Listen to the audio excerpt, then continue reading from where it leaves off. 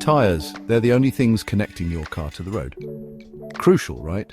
But it's amazing how many people overlook something as basic as tire pressure. Get it wrong, and you're affecting everything from how your car handles to how much fuel you guzzle down. Too much air and you risk a bumpy ride. The center of the tire takes all the weight, wearing out faster than a cheetah chasing its dinner. Braking distances increase. Not good. Too little air? That's a whole other kettle of fish. Now the edges of your tires take the brunt of the pressure, wearing out prematurely. Fuel economy, forget about it. You'll be stopping at the pumps more often than I do on a road trip with Jeremy.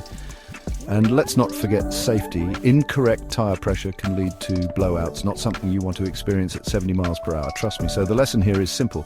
Proper tire pressure is non-negotiable. It's about safety, performance, and saving a few quid on fuel and tires. Right, let's talk tire pressure etiquette. You wouldn't check the oil in your engine when it's red hot, would you? Tires are similar. When tires are hot from driving, the air inside expands. This gives a false reading. So what's the golden rule? Check your tire pressure when they're cold.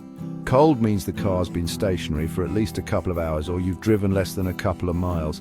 Think of it like a good cuppa.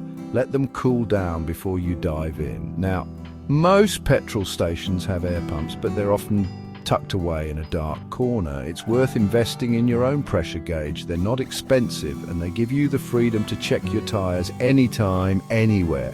Just make sure it's a reliable one. You don't want to be caught with your pants down or your tires deflated for that matter. Checking your tire pressure at home is a piece of cake.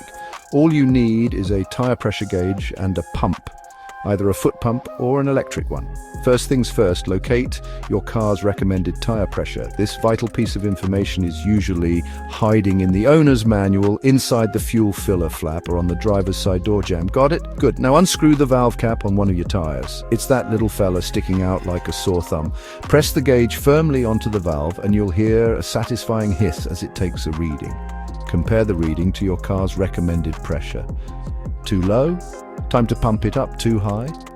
Let some air out by pressing the metal pin in the center of the valve. Foot pumps require a bit of elbow grease but are very affordable. Electric pumps are quicker and easier, but they can be pricier.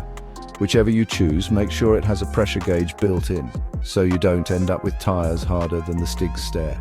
Repeat the process for all 4 tires and voila, you've just mastered the art of tire pressure maintenance. Don't fancy getting your hands dirty? No worries, most service stations have air pumps you can use. They're usually coin operated, so make sure you've got some spare change handy. Before you plug the pump in, check the gauge on the pump. Some pumps are preset to a specific pressure, while others allow you to set your desired pressure. Once you're happy, connect the pump to your tire valve and let it work its magic. Keep an eye on the gauge while the pump is doing its thing. Overinflating your tires can be just as bad as underinflating them. Once you've reached the correct pressure, disconnect the pump and replace the valve cap. Easy peasy. And that's it. You've successfully navigated the world of tire pressure, whether you're a DIY enthusiast or prefer the convenience of a service station. Remember, maintaining correct tire pressure is crucial for your safety, the performance of your motor and your wallet. So next time you're about to hit the open road, spare a thought for your tires. They'll thank you for it.